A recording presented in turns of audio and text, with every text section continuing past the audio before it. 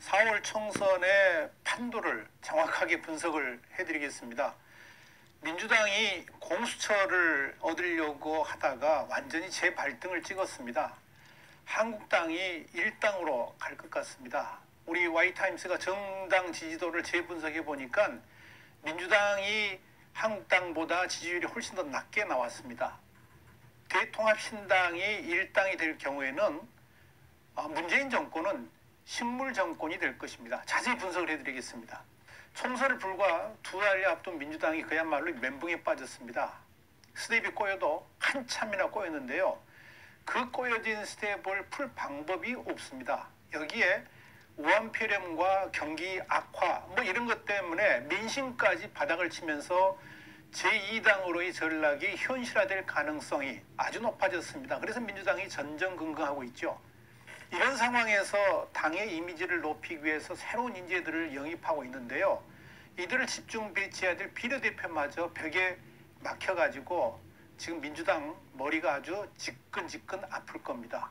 첫 번째 문제는 뭐냐면 연동형 선거제 때문에 비례대표의 한계가 나타났습니다. 이전 선거 같으면 비례대표 안정권을 한 20에서 25석까지 바라보고 공천할 수 있었죠. 그런데 공수처법 도입을 대가로 4+1 협의체 요구대로 대신 내준 연동형 비례대표 때문에 이젠 기껏이야 7, 8석 정도로 줄어들 수밖에 없는 상황이 됐습니다. 그것도 사례야 그 정도고요. 잘못하면 2, 3석 정도로 줄어들 수도 있기 때문에 아무리 인재 영입을 한들 보낼 곳이 없어졌습니다. 그렇다고 인재 영입을 해놓고 지역구로 보낼 수도 없죠. 새롭게 영입된 인재들이 지역구에서 싸울 능력도 없고요. 이미 지역구에 포진하고 있는 주자들하고 맞상대한다는 것 자체가 엄두가 안 나기 때문에 그렇습니다. 그래서 영입 인재들을 당직이라든지 자문위원, 전문위원 같이 비례 국회의원이 아닌 다른 자리를 주는 방안을 검토하고 있는 것입니다. 그런데 이런 조치는 영입된 인재들의 꿈과 생각을 완전히 거스르는 일이라서 앞으로 어떤 문제가 생길지 모릅니다. 이것이 지금 민주당이 갖고 있는 가장 큰 고민 중에 하나입니다. 두 번째는 이 영입된 인재들, 당의 이미지를 새롭게 하려고 영입을 했는데 이 사람들한테 문제가 생겨가지고 민주당이 지금 이중고를 겪고 있습니다. 여러분 다 아시죠? 이미 2호 영입 인사였던 원정권, 미투에 걸려가지고 당의 이미지에 먹칠을 했죠. 야심차게 영입했던 블랙리스트 판사 이수진, 완전 구설수에 올랐죠. 이 이수진 판사는 13번째 영입 인사인데요.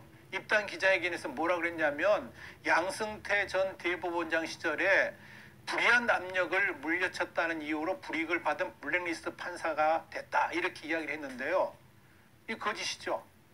민주당도 이전 판사는 양승태 대법원장 사법논단의 최대 피해자라고 그랬는데요. 다 거짓말이었습니다.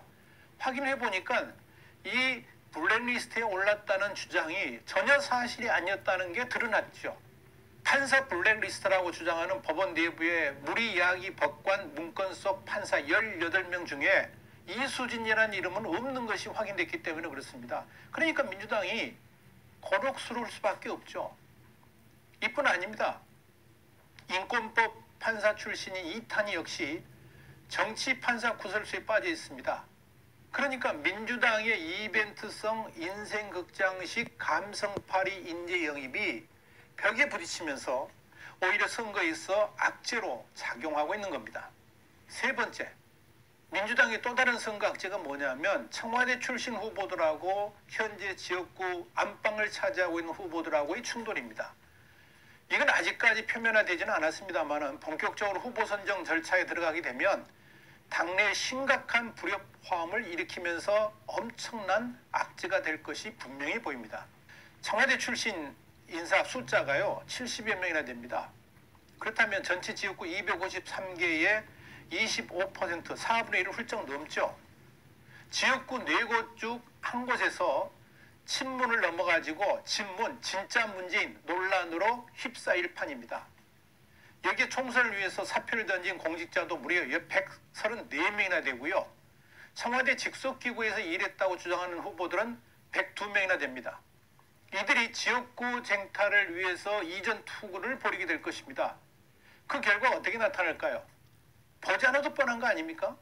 2016년 새누리당이 야당복 때문에 압승할 줄 알고 진짜 박근혜 이 진박 경쟁을 하다가 총선과 대선에서 연달아 패배했던 전례 분명히 되풀이되지 않을까 싶습니다. 네 번째는 사실 이것보다 더 큰 악재인데요.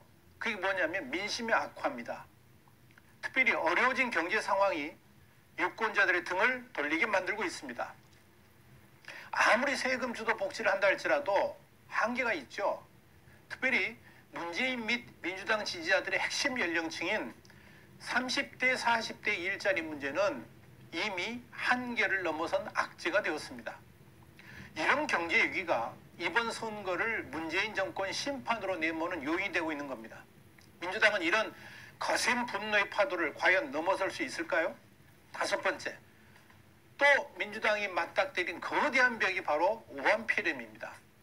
물론 아직 사망자가 나오지는 않았습니다만은 이 우한폐렴의 확산은 국민들한테 엄청난 공포와 불안감을 가져다 줬죠. 이렇게 문제가 크게 된 데는 문재인 정권이 중국 눈치 보느라고 오히려 이를 키운 것이라는 불신이 국민들한테 퍼져 있습니다. 문재인 대통령이 우한폐렴에 대한 언론 보도가 이미 나왔음에도 불구하고 13일간이나 무대응을 했지 않습니까? 그리고 중국에서 우한폐렴 보도가 나온 이후로 보면 한 달 반입니다. 완전히 아무것도 안 하고 손 놓고 있었습니다. 정작 우한 출신 중국인들이 쏟아져 들어오는 설날 전후에 양재동 농수산물센터에 가가지고 쇼핑을 하고 있었고요. 양산 사저에서 축구 경기를 보고 있었다는 사실이 드러나면서 국민들의 분노가 극에 달하고 있죠. 그러면 또 뭐라 그랬습니까? 국민들은 안심하라 그랬죠. 정부가 잘 대응하고 있다 그랬습니다. 이게 잘 대응하고 있는 겁니까? 이게 안심할 일입니까? 자, 이런 소리를 했으니 국민들이 열을 받지 않을 수가 없습니다. 이런 문제들이 이번 총선에 그대로 부정적 영향으로 다가오고 있는 겁니다. 그러다 보니까 민주당의 제2당 추락은 현실화가 되고 있습니다. 우리 신문은 이미 최근 발표되는 여론조사들이 어떤 문제를 가지고 있는지 보도한 바 있습니다. 지난 1월 6일 날 우리 신문은 단독으로 특정으로 민주당 지지도 한국당 2배 진짜 맞을까 이런 기사를 낸 적이 있죠. 그리고 우리 유튜브 동영상 323회에서 한국당 지지도가 민주당을 앞질렀다 특정 보도를 한 적이 있습니다.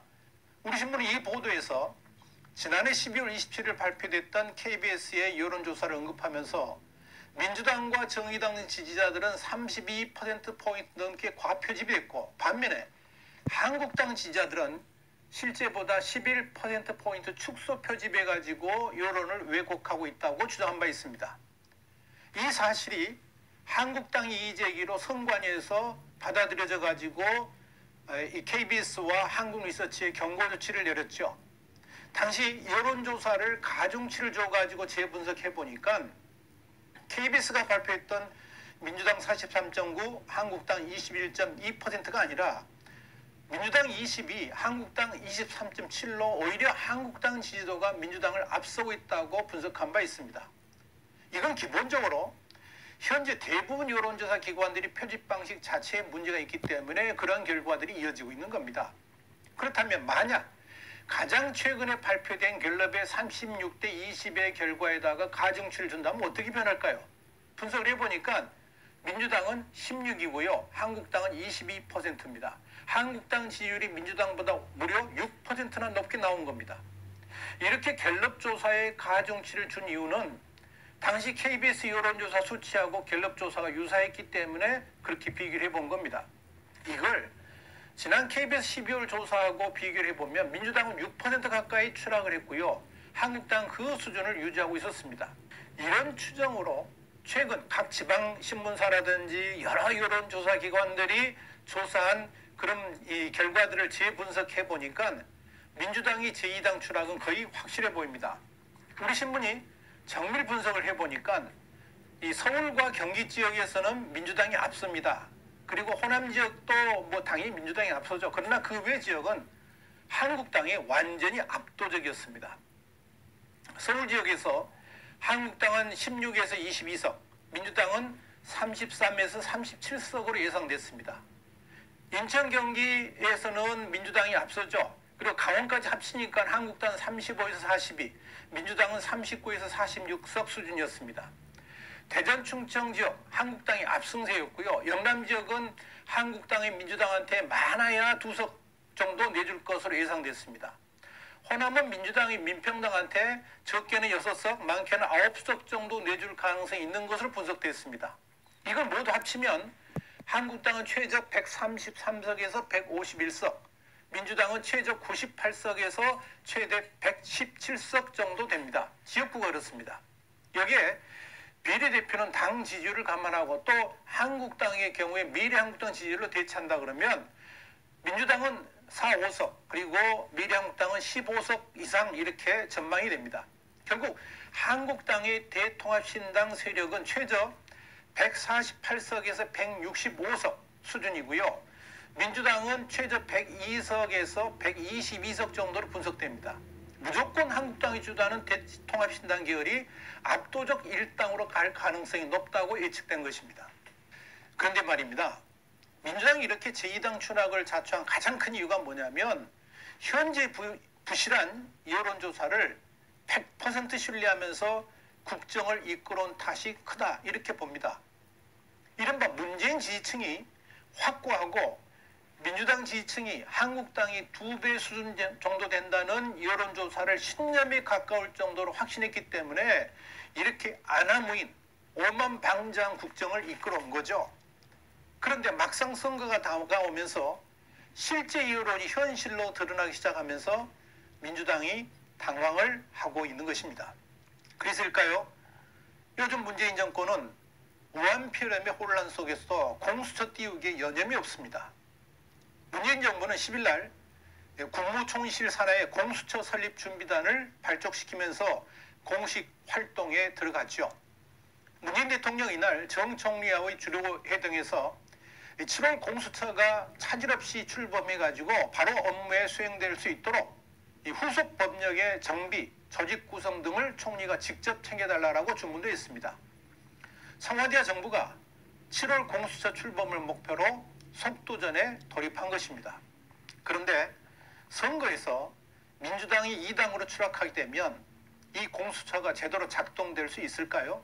공수처를 무산시키는 유일한 길은 한국당을 중심으로 한 대통합신당이 4월 총선에서 압도적으로 1당으로 등극하는 일입니다.